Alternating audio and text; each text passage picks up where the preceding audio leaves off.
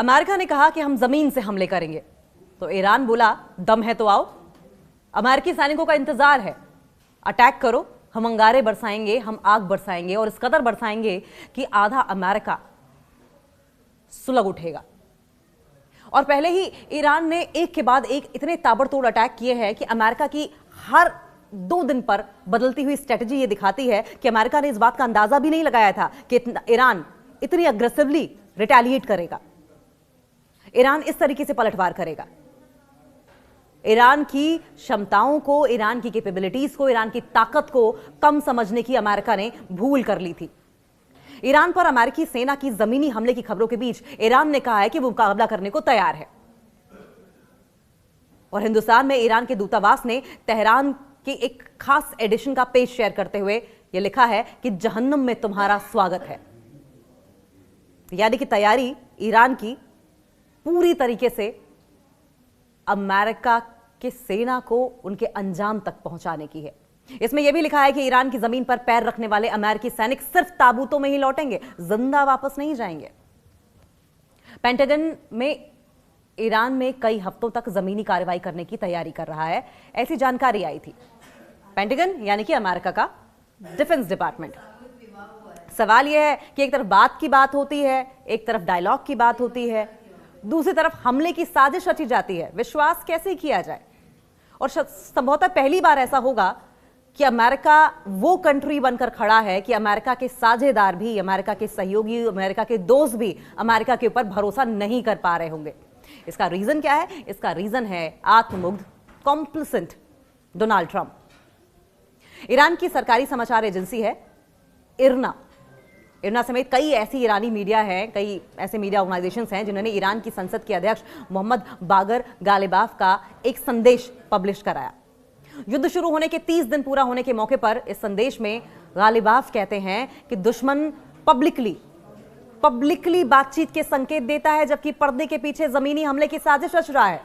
इसे double standards ना कहा जाए तो क्या कहा जाए? उन्होंने यह भी कहा कि अमेरिका 15 पॉइंट्स की एक सूची के साथ अपनी इच्छाएं सामने रखता है, अपनी शर्तें सामने रखता है और फिर युद्ध खत्म करने की बात करता है। और ये शर्तें भी ऐसी हैं जो अमेरिका युद्ध से हासिल नहीं कर पाया है, युद्ध के बूते नहीं मनवा पाया है। गालिबाफ ने यह भी कहा कि ईरानी सेनाएं अमेरिकी सैनिकों के जमीन पर उतरने का इंतजार कर रही हैं ताकि उन पर आग बरसाई जा सके। ईरान के आत्मसमर्पण के सवाल पर गालिबाफ ने अरबी भाषा में कहा कि ईरान का संदेश बिल्कुल साफ है और वो अपमान स्वीकार नहीं करेगा, वो नहीं झुकेगा।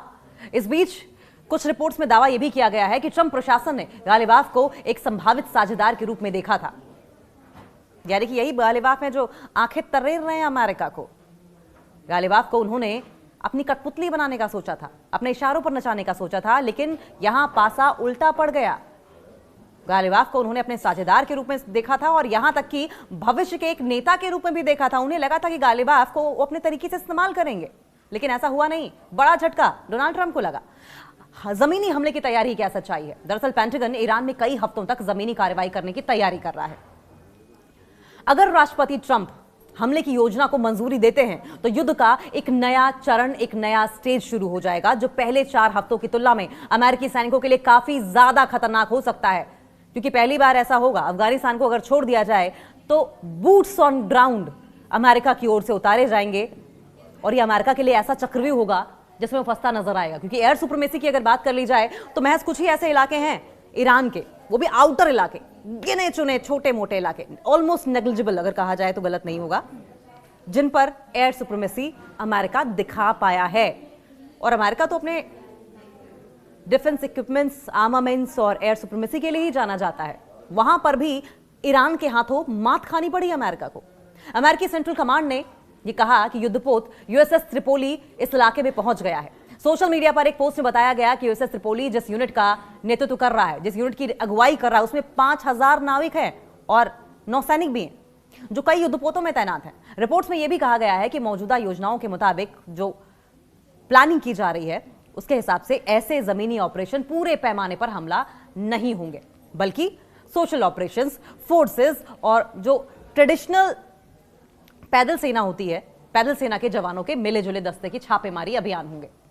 माना यह भी जा रहा है कि अमेरिका के पास 4000 से ज्यादा अमेरिकी नौसैनिक समुद्र में मौजूद जहाजों पर हैं, जो खाड़ी की ओर बढ़ रहे हैं, और इसके अलावा 82वीं एयरबोर्न डिवीजन के पैराट्रूपर्स को अलर्ट पर रखा गया है और आगे और सैनिक भेजने पर चर्चा की जा रही है। हालांकि इस बीच 3 देशों, जिसमें इजिप्ट है, सऊदी अरब है और टर्की है, मिस्र, सऊदी अरब और तुर्की के विदेश मंत्री पाकिस्तान में मिडिल ईस्ट के हालातों पर चर्चा करने के लिए जुटे हुए हैं। पाकिस्तान ने अमेरिका और ईरान के बीच बातचीत की मेजबानी की पेशकश भी की थी। और अब तक अमेरिका ने क्या कहा है? इसी महीने की शुरुआत में ट्रंप ने पत्रकारों से कहा कि मैं कहीं भी फौज भेज रहा हूं, लेकिन इसके तुरंत बाद उन्होंने यह भी जोड़ दिया कि अगर भेज रहा होता तो यकीनन आपको नहीं बताता। यानी अपनी ही बातों से यू टर्न ले लेना, अपने ही खोदे गड्ढे में गिर जाना, यह डोनाल्ड ट्रंप की पुरानी आदत है। अमेरिका के विदेश मंत्री मार्को रूबियो ने कहा कि अमेरिकी अपने लक्ष्य बिना किसी जमीनी फौज के भी हासिल कर सकते हैं। सवाल यह है कि अगर आप कर सकते थे तो पिछले 1 महीने में किया क्यों नहीं? उन्होंने यह भी स्पष्ट किया, यह भी साफ किया कि हालिया सैन्य तैनातियों का मकसद ट्रंप को ऑप्शन देना है। उनके शब्दों में, हम हमेशा राष्ट्रपति को हालात के हिसाब से फैसले बदलने के लिए ज्यादातर अवसर देने को तैयार रहते हैं, और फैसले बदलने में तो डोनाल्ड ट्रंप माहिर हैं। अमेरिकी सेंट्रल कमांड ने बताया कि युद्धपोत यूएसएस त्रिपोली इस रीजन में पहुंच गया है। अमेरिका पर अविश्वास कोई नया नहीं है। देखिए, जो घटनाएं हो रही हैं, जिस तरह की स्टेटमेंट्स अमेरिका की ओर से दी जा रही हैं और उसके बाद यू टर्न, कोई नई बात नहीं है कि अमेरिका पर भरोसा नहीं किया जा सकता, और खासकर तब जब अमेरिका के प्रेसिडेंट डोनाल्ड ट्रंप रहे हैं। ईरान की संसद के अध्यक्ष गालिबाफ ने अमेरिका पर जो अविश्वास जताया है वो पहली बार नहीं है। हालांकि पर्दे के पीछे क्या चल रहा है इसकी कोई जानकारी नहीं, लेकिन एक बात साफ है, 1979 की क्रांति के बाद से ईरान की पॉलिसीज बहुत हद तक, बहुत बड़े पैमाने तक पश्चिमी राजनीति यानी कि वेस्टर्न पॉलिटिक्स, कल्चर और वैचारिक प्रभाव के विरोध में आकार लेती हैं। यानी कि 1979 के क्रांति के बाद से ईरान वेस्टर्न पॉलिसीज के खिलाफ खुलकर खड़ा रहा है, और वो अमेरिका और इजराइल को अक्सर अपने मुख्य कॉम्पिटिटर्स के रूप में देखता रहा है। 28 फरवरी को शुरू हुआ वो मौजूदा युद्ध जेनेवा में अमेरिका और ईरान के बीच इनडायरेक्ट न्यूक्लियर डायलॉग के तीसरे दौर के सिर्फ 2 दिन बाद ही शुरू हो गया था।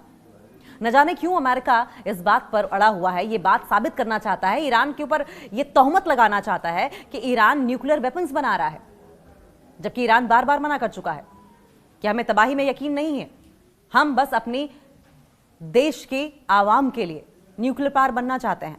हमें nuclear missiles, nuclear bombs, nuclear हथियार नहीं बनाने हैं, हम न्यूक्लियर एनर्जी का इस्तेमाल करना चाहते हैं। पिछली गर्मियों में भी ईरान पर हमले उस समय हुए थे, शुरुआत तभी हुई थी जब अमेरिका और ईरान परमाणु वार्ताओं में लगे हुए थे। अमेरिका और ईरान के बीच में न्यूक्लियर पावर को लेकर बातचीत हो रही थी। तो एक तरफ तो बातचीत हो रही थी और दूसरी तरफ अमेरिका की ओर से हमले कर दिए गए, इजराइल की ओर से हमले कर दिए गए, और इजराइल हमले भी कर रहा था तो अमेरिका के बूते। तो ऐसे में बातचीत का मतलब क्या हुआ? और इसी के चलते ईरान और इजराइल के बीच 12 दिनों तक युद्ध भी चला था, और अमेरिका ने ईरान की 3 अहम परमाणु सुविधाओं पर बमबारी की थी। ईरानी ऑफिसर ने क्या कहा? ईरानी ऑफिसर्स कहते हैं कि किसी भी समझौते को इस कसौटी पर नहीं देखा जा सकता। इस कसौटी पर हम देखते हैं कि 2015 के समझौते से ट्रंप के हटने के बाद अमेरिका पर भरोसा किया जा सकता है या नहीं जा सकता। यानी कि ईरान के लिए डोनाल्ड ट्रंप जब 2015 में हटे थे या सत्ता में जब आए थे, तभी से अमेरिका पर भरोसा करना मुश्किल हो गया था, और अब वे पहले से भी ज्यादा संदेह कर रहे हैं। यानी कि 1% भी चांसेस नहीं है ईरान के अमेरिका के ऊपर भरोसा करने की। कोई खास वजह नहीं है, क्योंकि जितनी वजह है वो अविश्वास की दी गई है, फरेब की दी गई है, दगाबाजी की दी गई है। सऊदी अरब ने हालांकि इस बीच आपको यह भी बताया कि 10 ड्रोन रोके हैं। कतर के टीवी चैनल पर भी अटैक हुआ है। इस बीच अगर संडे की दोपहर की बात की जाए तो सऊदी अरब ने कहा है कि उसने पिछले कुछ घंटों में 10 ड्रोन को मार गिराया है। गल्फ के जो दूसरे देश हैं, जिनमें यूएई और कुवैत भी शामिल है, उन्होंने भी रात भर हमले होने की बात कही है। कतर के टीवी नेटवर्क अल अरबी ने कहा है कि तेहरान में उसके टीवी चैनल के ऑफिस को एक मिसाइल हमले से नुकसान हुआ है। नेटवर्क ने सोशल मीडिया प्लेटफॉर्म एक्स पर एक पोस्ट में एक वीडियो शेयर किया जिसमें मलबा, बहुत सारी डेब्री, बहुत सारा टूटा हुआ कांच दिखाई दे रहा है, और यह साफ नहीं है कि मिसाइल किसने लॉन्च की।